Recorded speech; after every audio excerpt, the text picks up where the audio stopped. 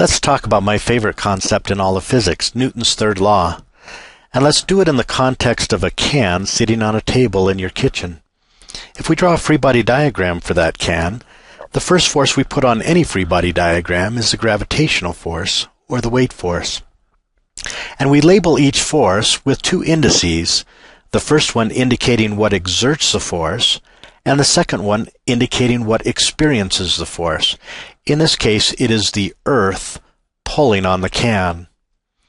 We finish the free body diagram by asking, what else exerts a force on the can?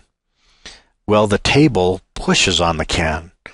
And because it pushes in a direction perpendicular to the surface of the can, we call that a normal force, and we label it the normal force exerted by the table on the can. Now, our gut tells us that those two forces are equal to each other. If that is a can that weighs 1 pound, then the table has to push up with 1 pound. These two forces are equal and opposite to each other. But are they the action-reaction forces that Newton said would always be equal and opposite to each other? In other words, these two forces are equal and opposite by what law? Is it Newton's third law?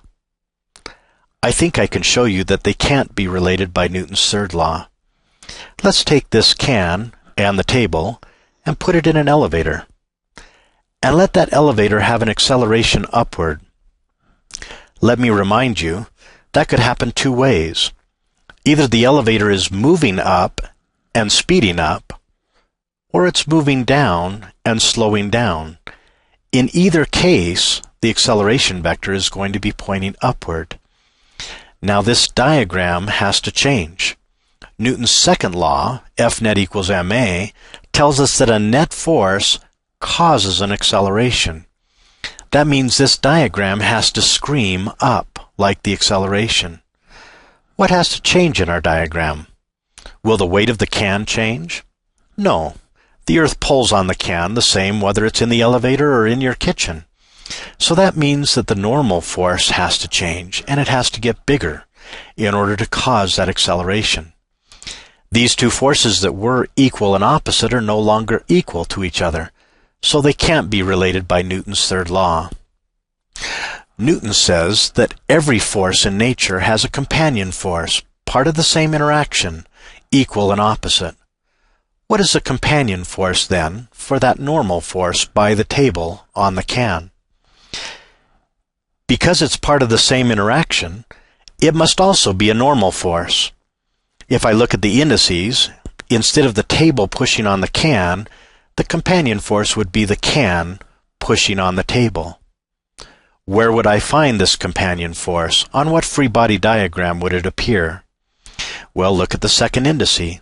This is a force by the can on the table.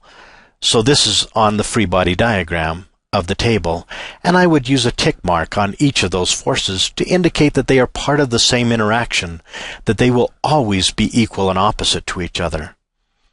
What about that gravitational force? Does it have a companion force by Newton's third law?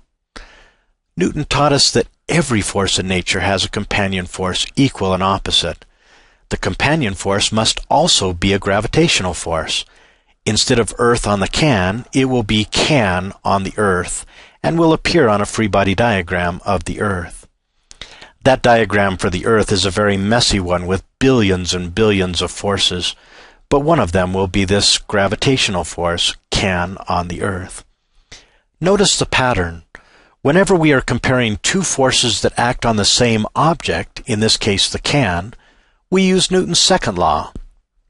We would say that the normal force in this case is greater than the weight force by Newton's second law with acceleration up. Whenever we compare two forces that act on different objects, that are part of the same interaction, that have the same indices but reversed, those we compare with Newton's third law. We would say that these two gravitational forces are equal and opposite by Newton's third law. Let's go back now to the case where the can and the table are sitting in your kitchen, where acceleration is 0.